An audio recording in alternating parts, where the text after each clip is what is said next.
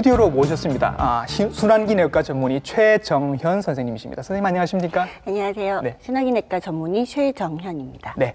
여러분 혹시 심장 판막증 환자를 직접 만나보신 적이 있으십니까? 없으셨다면 지금 만나보실 수 있습니다. 어떤 점들을 얘기를 하시고 어떤 치료를 받으셨는지 직접 한번 얘기를 들어보시죠. 수술 전에는요, 무슨, 하여튼 가슴이 답답했어요, 일단은. 그래갖고, 취한 것 같이, 그래서, 억수 답답하고, 가슴이, 하여튼, 짜는 건 아니고, 답답해갖고, 이래갖고, 챘다 싶어서 그랬는데, 일단은 그 전에 감기가 이렇게 왔는데, 납지를 안 해요. 그리고, 이게, 각필 같은 게 한 번씩 이렇게 오는 거. 그래서 나 폐렴 쪽인 줄 알고 응급실에 이제 갔죠. 가니까 여러 가지 검사해 보니까 심장 쪽이 문제가 있댔어요.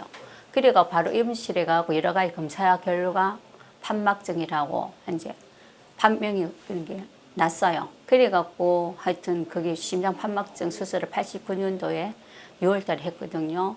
그래서 30년 됐는데 중요한 거는 30년 동안 잘 써먹었어요. 그거는 판막은 아무 이상이 없어요.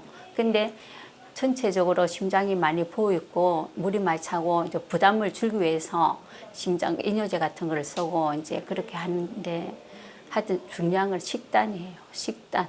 근데 일반 사람하고 똑같이 먹으면 안 되고 좀 이렇게 좀 싱겁게 먹으랬는데 그냥 그걸 망각한 거죠. 그냥 밖에서 먹으면은 그냥 그거 있고 그게 치명적인 것 같았어요. 저는 딴 사람보다도 좀 더 짜게 먹은 것 같아요. 그게 이제 저기 누적이 돼갖고 그게 억수로 굉장히 안 좋았던 것 같아요.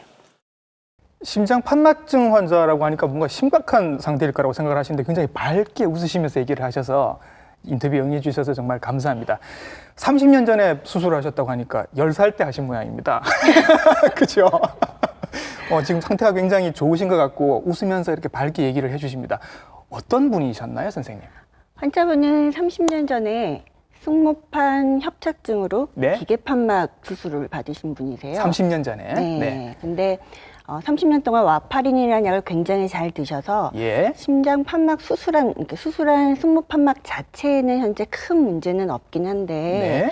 그동안 이제 30년 동안 아까 환자분이 말씀하신 것처럼 너무 짜게 드신 거, 그 다음에 심방세동이라는 부정맥이 있었는데 네. 박동수를 제대로 잘 조절을 못한 거, 예. 그러면서 이제 신부전이 조금씩 진행을 하면서 예. 현재는 사실은 왼쪽 심장 기능이 조금 떨어져 있는, 네. 예, 그래서 우리가 좌심실 부전이라고 하는 그런 상태인 거고요. 예. 그래서 이제 이번에 입원하셨을 때는 식이 조절 공부하시고, 네. 그다음에 심장 재활 열심히 하셔가지고 예. 이번에 잘 태어나실 때 모습이고, 이후에는 신부전 약도 잘 드시고 그렇게 하면서 외래에서 다시 신부전 악화 없이 잘 계십니다.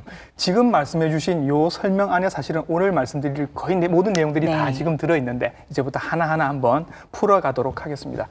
저희 TV 닥터 인사에 대해서 심장 판막 질환은 굉장히 오랜만에 지금 소개를 해드립니다. 그런 이유가 있습니다, 선생님. 최근에 환자가 많이 늘어나고 있다고요?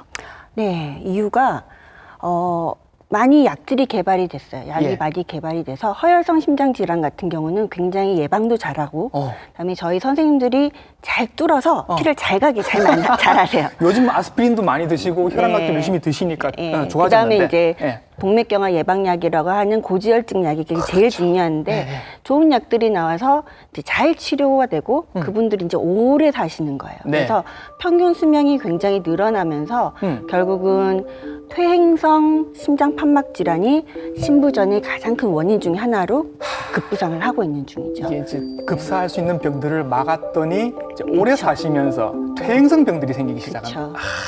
실질적으로 작년에 난 우리나라 돌아가신 사망에 대한 데이터를 보면 70세 이전에는 심장병으로 돌아가시는 게 허혈성 심장 질환이 많다면, 그렇죠. 70세 이후에는 오히려 판막 질환 같은 신부전 때문에 돌아가시는 확률이 훨씬 많다라고 나와 있습니다. 이게 이제 우리가 몰랐던 사실입니다. 그래서 오늘 선생님을 모신 거고, 제가 보니까 주변에 심장 판막이 어딘지 아세요라고 제가 여쭤봤는데 심장을 싸고 있는 막이 아닌가요? 이렇게 말씀하시는 분들도 많습니다. 의외로 판막을 잘 모르십니다. 그래서 친절한 선생님의 진료실로 찾아가서 어디쯤에 있는지 직접 설명을 한번 들어보겠습니다.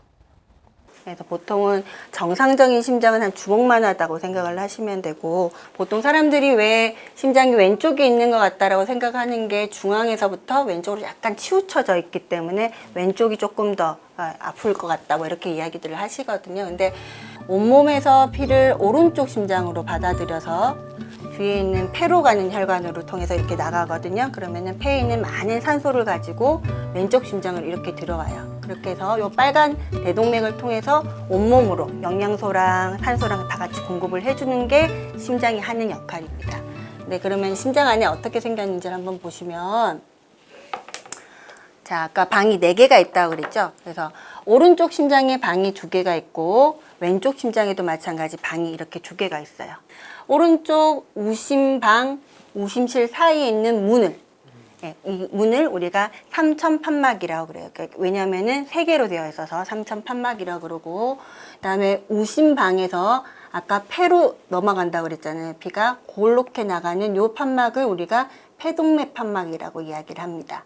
그 다음에 다시 이제 깨끗한 피가 왼쪽 심장으로 좌심방으로 와서 좌심실을 통해서 이렇게 나가는데, 좌심방이랑 좌심실 사이에 있는 이 판막을 우리가 승모판막이라고 하고요. 그 다음에 심장에서 대동맥으로 나가는 요 길, 요 문을 우리가 대동맥 판막이라고 그럽니다. 결국 저희가 심장 안에는 방이 4개가 있고 판막이 4개가 있다라고 말씀을 드릴 수가 있어요. 그래서 왜 이렇게 생겼냐, 결국은 심장이 거의 10만 번쯤 뛰거든요. 그래서 10만 번쯤 뛰어서 온몸에 산소 공급이랑 영양소 공급을 제대로 하기 위해서 이런 구조를 가지고 있다라고 생각을 하시면 돼요. 네. 네, 저렇게 초등학교 선생님처럼 설명해 주시는 거 저는 참 좋습니다. 심장은 일단 이렇게 방이 4개가 있고 밸브도 4개가 있습니다. 이런 밸브들이 이제 아셨죠? 심장 안에 있습니다. 안에 이 밸브에 문제가 생긴다는 말씀이신 거죠? 그렇죠. 예. 그래서 원인이 어쨌든지 간에 심장 판막의 이제 방과 방 사이에 있는 문이 네. 잘 열리지 않거나 네. 잘 닫히지 않는 상태를 우리가 심장 판막병이다라고 한다고 생각을 하시면 될 것 같아요. 그래서 딱딱해지거나 무슨 문제가 있어서 잘 열리지 않아서 심장에서 온몸으로 피가 나가는데 문제가 생기는 상태를 협착증이라고 그러고, 잘 열리지 않는 게 협착. 그렇죠. 그다음에 잘 안 닫혀서 얘가 뒤로 피가 앞으로 일방통행을 해야 되지 뒤로 역류하는 그런 예. 상태를 역류증이라고 이야기를 합니다. 예. 80년 동안 하루에 10만 번씩 잘 뛰고 있던 이 아이가 문제가 생긴단 말이죠. 왜 생기는 겁니까? 사실 우리나라에서는 예. 옛날에 목감기 앓고 나서 류마티스 열이라고 하는 그런 감기 후유증으로 판막이 문제가 생기는 경우가, 모양이 변화하고 딱딱해지고 이런 경우가 제일 많았습니다. 예. 그런데 전 세계적으로, 우리나라도 마찬가지, 요즘은 퇴행성으로 네. 흔히 말하는 죽상경화증이 판막에 생겨서 예. 그래서 딱딱해져서 생기는 원인이 제일 많은 걸로 되어 있어요. 죽상경화증이 혈관에만 생기는 게 아니라 판막에도 생긴다. 제가 흔히 환자분들한테 그렇게 설명을 드리거든요. 예. 애기 피부는 이렇게 얇고 보들보들하고. 보들보들 얇은데 예. 나이가 들면 주름도 생기고 피부도 딱딱해지고 예. 그런 일이 판막에도 일어난다라고 생각을 하시면 된다라고 예, 그렇게 예. 말씀을 드려요. 예. 물론 이제 그런 가장 큰 2가지 원인 이외에도 태어날 때부터 판막이, 아까 어떤 판막은 3개, 어떤 판막은 2개여야 된다고 말씀드렸는데 네. 특히 대동맥 판막 같은 경우는 3개로 되어 있어야 되는데 2개로 되어 있는 분들이 계세요. 그러니까 예. 선천적으로 심장 판막의 모양이 바뀌어 있는 분들 같은 경우는 걔가 일을 많이 했을 경우에 남들보다 더 빨리 따를 수가 있는 거죠. 그게 이제 옛날에 얘기했던 그 어린이들 신장병 얘기하는 거죠. 네. 그러니까 태어날 때부터 선천적으로 모양이 이상한 경우에 네, 네. 판막이 문제가 생기는 경우도 있고요. 네. 그 외에도 우리가 감염성 심내막염이라고 어떠한 이 폐렴 같은 것들이 네. 심장 안에 생기는 경우가 있어요. 그런 일들이 심장 안에 생기면 판막이 급하게 망가질 수도 있고요. 어떨 때는 교통사고 이후에 외상 때문에 생기는 경우도 있고요. 그다음에 2차적으로 심장이 다른 이유로 해서 커지거나 아니면 예. 심근경색 때 2차적으로 판막이 손상을 입는 경우도 있습니다. 예. 네. 그러면 이제 그 모르고 계셨던 분들도 많았다는 느낌이 들어서 네. 어떤 분들이 특히 심장 판막 질환을 조심해야 한다 이런 게 있습니까? 첫 번째는 요즘 보면은 그 다른 이유로 인해서 다른 뭐 감기나 예. 아니면 소화불량으로 병원을 가셨는데 그쪽 선생님이 엑스레이나 심전도를 찍었는데 모양이 이상하다라고 하시는 분, 그다음에 청진을 했는데 뭔가 소리가 이상하다라고 하시면 예. 뭔가 판막이 문제가 조금은 있을 수 있겠다라고 생각을 하셔야 될 것 같고요. 또 네. 하나는 아까 말씀드린 것처럼 우리나라의 특수성은 네. 감기 후에 판막이 어렸을 때 조금 모양이 이상했었다라고 들은 기억이 있으시면 그분들은 정말 심장 판막병이 진행할 수 있기 때문에 네네. 유의를 하셔야 됩니다. 말씀하는 치는 중간에 가족력 얘기는 안 하셨습니다. 이건 가족력은 없나 봅니다.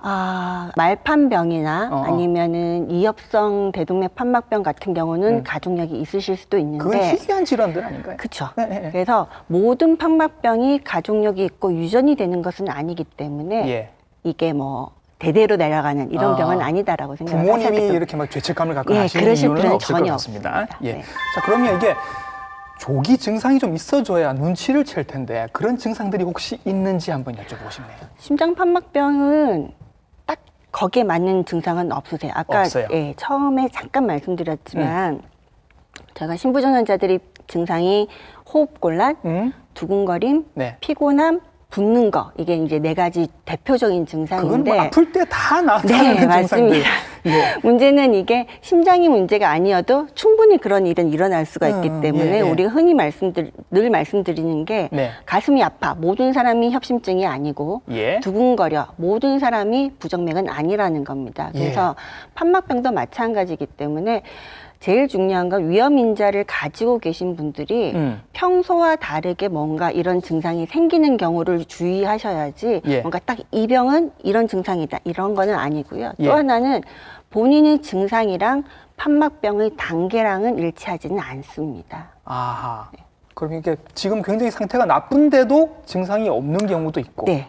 그 반대의 경우도 있고. 네, 그렇습니다. 이게 저희가 판막병을 4단계를 나누는데 심지어는 4단계임에도 제일 마지막 단계임에도 불구하고 예. 증상이 없으실 수도 있으세요. 그러면 결국 찾아내기 위해서는 정기적으로 검진을 받으시는 그쵸. 방법밖에 없을까요? 그렇죠. 일반적으로 대부분의 심장병은 이제 확 발병하면 그냥 응급실에 실려간다. 우리는 이렇게 생각을 합니다. 심장 판막 질환도 선생님 그렇습니까? 그런 경우가 있습니다. 네. 제일 흔한 경우는 아까 지금까지 저희가 말씀드린 것처럼 증상이 없어서 네. 모르고 있다가 예. 갑자기 환자가 나빠지는 경우가 있어요. 예를 들면은 감기에 걸리거나 예. 아니면 다른 이유로 인해서 뭐 아까 환자분처럼 짜게 먹거나 해서 조그만한 그런 그 자극이 네. 갑자기 심장을 부담스럽게 만들어서 확 나빠지는 경우가 있습니다. 그게 예. 제일 흔한 경우고요. 갑자기 그렇게 오시면은 환자분에 따라서 응급으로 수술을 해야 되는 네네. 경우도 있죠. 이미 단계가 4단계이기 때문에 그러니까 그동안에 몰랐을 뿐인 거죠. 예. 다른 하나는 아까 말씀드린 것처럼 평소에는 괜찮았는데 네. 심내막염이라고 심장 안에 세균이 있어서 판막을 갑자기 망가뜨리는 경우 다른 하나는 대동맥 박리라고 해서 대동맥에 문제가 생겨서 확 찢어지는 병이 있어요. 네. 예, 그것 때문에 갑자기 대동맥 판막이 손상을 입는 경우 네. 아니면 아까 외상을 입어서 예. 갑자기 판막이 망가지는 경우는 이게 심장이 판막병이 있는 경우는 심장에서 나가는 어느 정도의 양을 유지를 하려고 보상하는 시간이 필요하거든요. 근데 그런 급성으로 나빠지는 경우는 그렇게 보상하는 시간이 없어요. 그러면은 혈압이 떨어지고 예. 갑자기 폐에 물이 확 차면서 갑자기 환자가 죽을 수 있기 때문에 예. 그런 경우는 판막병도 응급으로 수술을 하게 됩니다. 판막은 그동안 계속해서 조금씩 손상이 되어 왔는데 어느 순간 확 나빠지면서 네. 응급실로 오시는 경우들이 네, 생긴다. 그게 제일 많은 거예요. 예. 자, 그러면 이런 심장의 판막 질환들을 어떻게 진단을 하시는지, 뭘로 진단을 하시는지도 궁금합니다.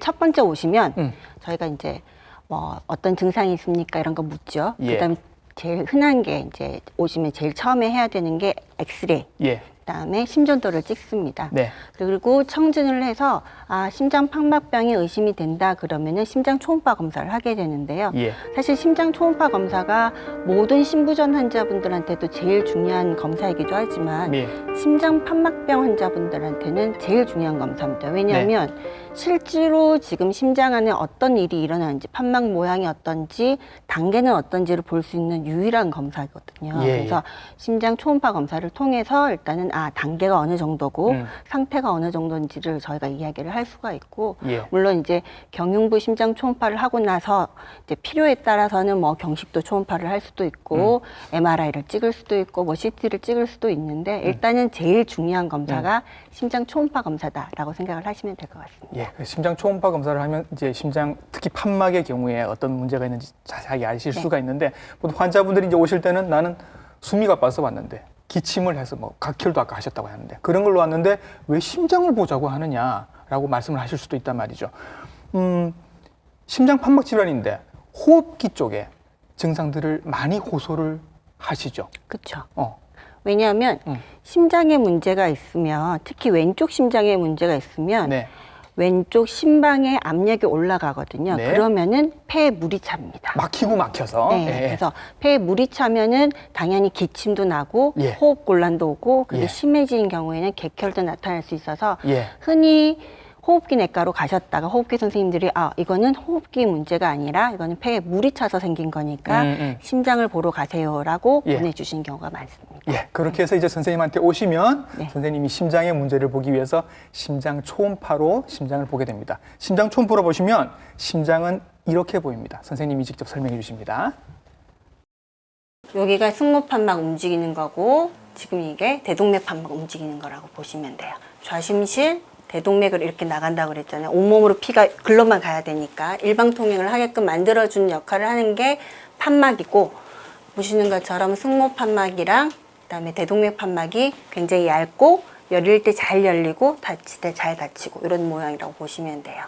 얼마만큼 진짜 잘 움직이는지를 이제 우리가 칼라 도플러라고 이야기하는데, 이제 이미지로 구현을 하면 이렇게 보여요. 그러니까 정상적인 사람은 이 그림에 나오시는 분처럼 그냥 모양이 이렇게 보이신다고 보시면 돼요. 들어가는 피, 나가는 피. 그러니까 일방통행으로 이렇게 계속 움직인다라고 보시면 돼요. 일단 일견 딱 보셨을 때 심장 뛰는 것도 아까 정상적으로 이렇게 짜주는 능력보다 많이 떨어져 있는 걸 보실 수가 있겠고, 이 승모판도 약간 지저분하죠. 여기가 약간 반짝반짝거리고 딱딱해 보이고. 근데 이것보다 더 문제는 아까 말씀드린 아까 그 정상적인 환자분 거랑 비교를 해보시면 요 대동맥 판막이 하얗고 딱딱하고 아예 안 움직이는 거죠. 그렇죠? 아예 보통은 대동맥 판막이 한 3cm 정도는 열려야 되는데, 이분 같은 경우는 보시면 그냥 눈으로 보이게도 안 열리고 딱딱하네라고 그냥 딱 와닿으실 거예요. 그래서 이분은 사실은 굉장히 심한 대동맥 판막 협착증 환자분이시거든요. 이 문을 통과해야 머리로도 피가 가고 심장으로도 피가 가고 뭐 팔다리로도 피고 가는데, 이 문을 통과를 못하기 때문에 환자가 갑자기 숨이 차고 어지럽고 그래서 갑자기 돌아가실 수도 있는 거죠. 심장 초음파를 보니까 뭐 누가 봐도 밸브가 지금 문제가 있다는 걸 알 수 있을 것 같습니다. 자, 그런데 보통 심장 이제 치료하면 수술 생각하시는 분들이 많으실 텐데, 오늘 저희가 모신 선생님은 심장 내과 선생님이란 말이죠. 뭔가 내과적인 치료가 가능한가 봅니다.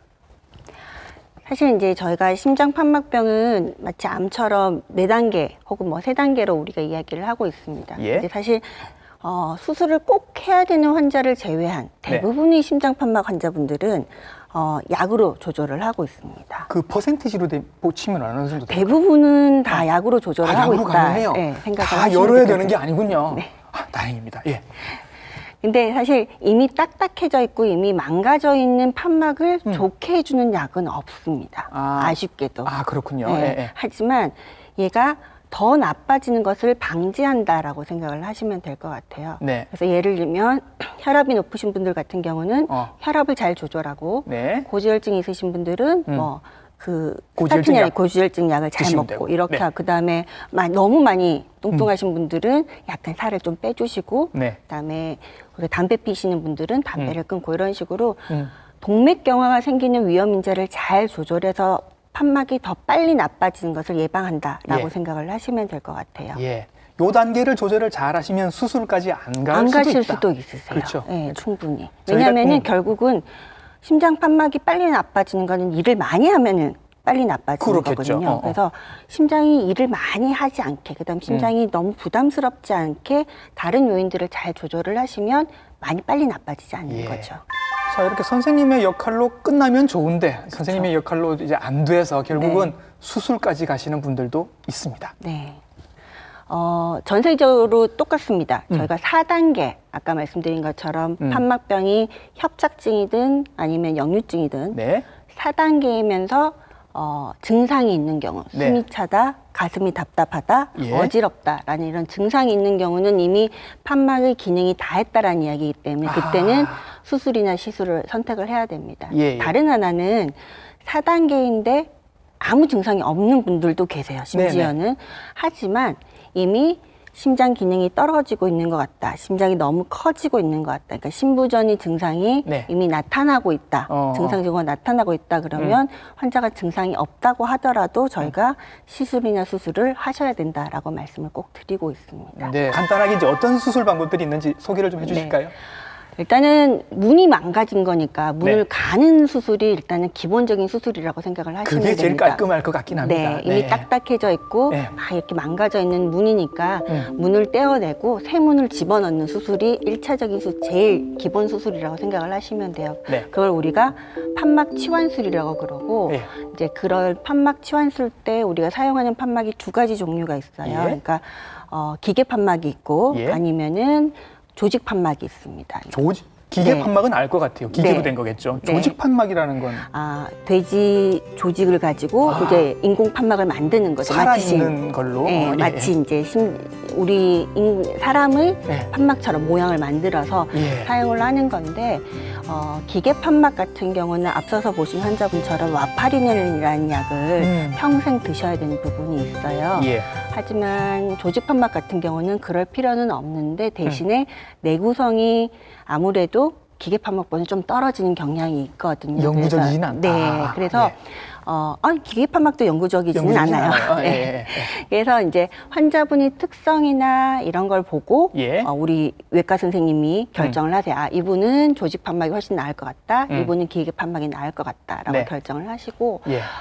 일부의 병 같은 경우 예를 특히나 승모 판막 역류증이나 네. 아니면은 심내막염이 일부분만 조금 있는 이런 경우는 네. 저희가 기본적으로 우리 몸에 있는 판막을 살려두고 네. 나쁜 부분만 약간 성형수술을 하는 오.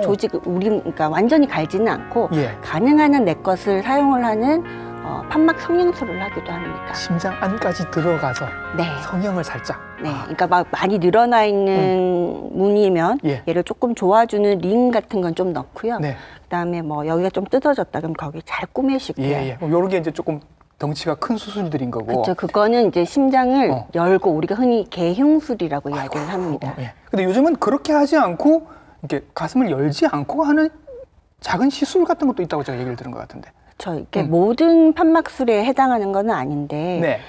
승모판 협착증 같은 경우는 예. 풍선으로 이렇게 넓혀주는 시술을 하기도 하고요. 예. 그다음에 대동맥판 협착증 같은 경우는 마치 협심증 환자분들 스텐트 넣듯이 네네네.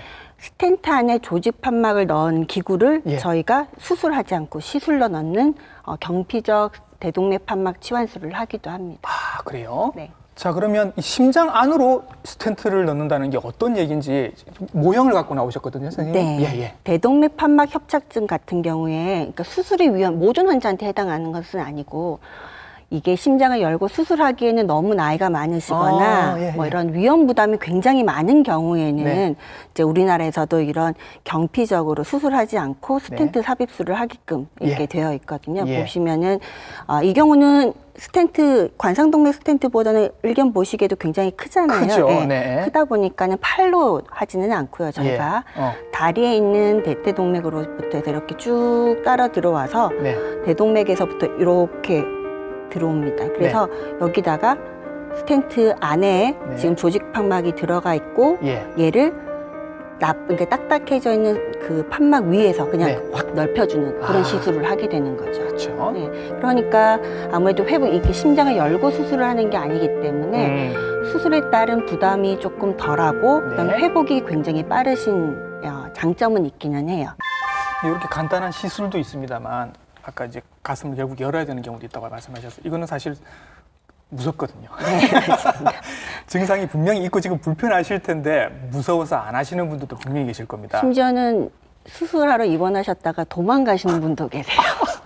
아니, 웃으면 안 되는데. 네. 그럼 그런 경우는 선생님 어떻게 될까요? 수술을 미루거나 안 하시게 되는 경우. 이유가 어쨌든 수술을 안 하시게 되면 수술이나 시술을 안 하시게 되면 예. 심장이 일을 더 많이 해야 됩니다. 예. 좁아져 있는 애를 통과해서 피를 다 보내야 되니까 일을 더 많이 해야 될 거고요. 예. 뒤로 역류되는 양만큼 일을 더 많이 해야 되기 때문에 예. 심장이 일을 더 많이 해야 됩니다. 쉽게 생각을 하시면 자동차 엔진 생각을 하시면 되거든요. 네.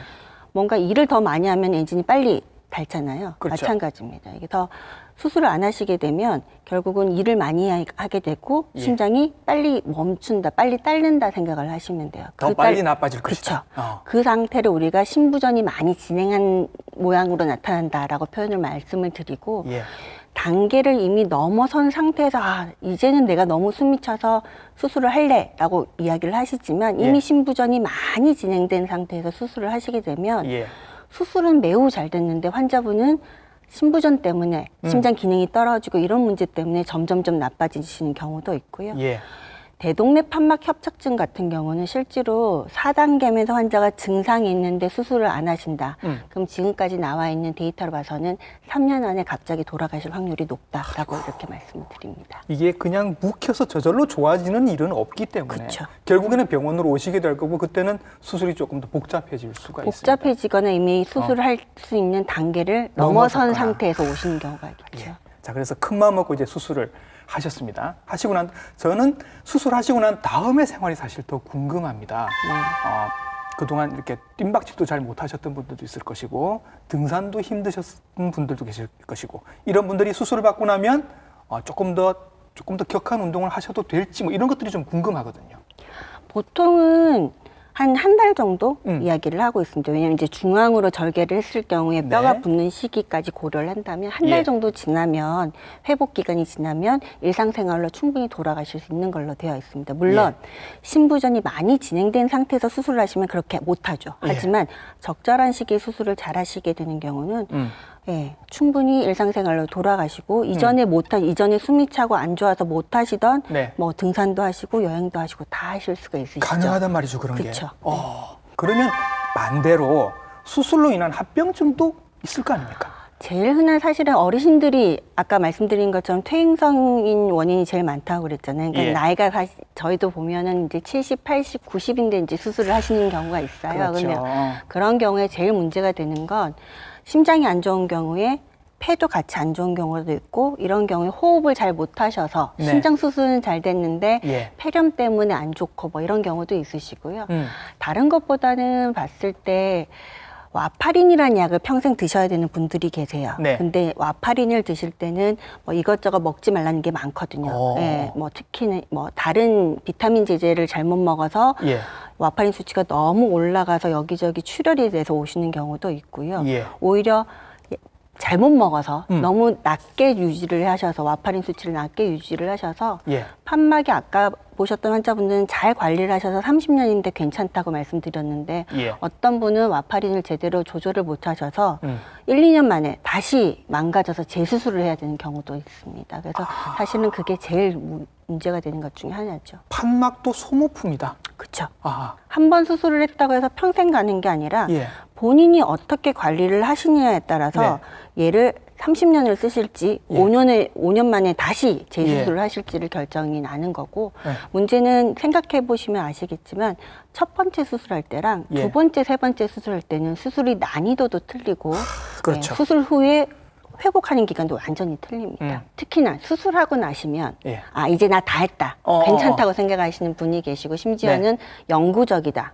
괜찮다라고 생각하시는 분이 계셔서 예. 마음대로 하시는 분들이 계세요. 와파린도 안 드시고 혈압 조절도 안 하시고 막 짜게 드시고 이러신 분들이 계신데 심장판막병도 당뇨나 고혈압처럼 만성병입니다. 네. 결국은 내가 어떻게 관리를 잘 하느냐에 따라서 얘를 잘 가지고 친구처럼 잘 데리고 가시는 분이 계신가 하면 네. 빨리 망가져서 뭐 두세 번을 수술해야 되고 이런 분들이 계시기 때문에 주치의 선생님이랑 항상 늘 잘 상의하시고 예. 제일 중요한 것 중에 하나는 주기적으로 수술하고 나서도 체크업을 하셔야 됩니다. 네. 앞서 보신 것처럼 인공 판막도 망가지는 게 안 보여요. 느낌이 없을 수도 있어요. 예. 결국은 심장 초음파로 주기적으로 확인을 하시는 수밖에 없기 때문에 나는 괜찮은데 왜 자꾸만 초음파 하라고 하냐라고 생각을 안 예. 하셨으면 좋겠습니다. 결국 심장 판막 질환은 진행도 더디게 되고 치료한 다음에도 계속 관리를 해야 하는 질환이다. 요거를 강조를 하고 싶으신 것 같습니다.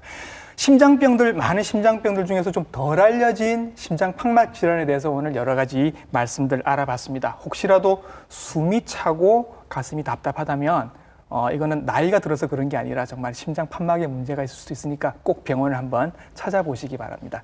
오늘 심장 판막 질환에 대해서 좋은 말씀 많이 해주셨습니다. 순환기 내과 전문의 최정현 선생님과 함께했습니다. 선생님 수고 많으셨습니다. 감사합니다.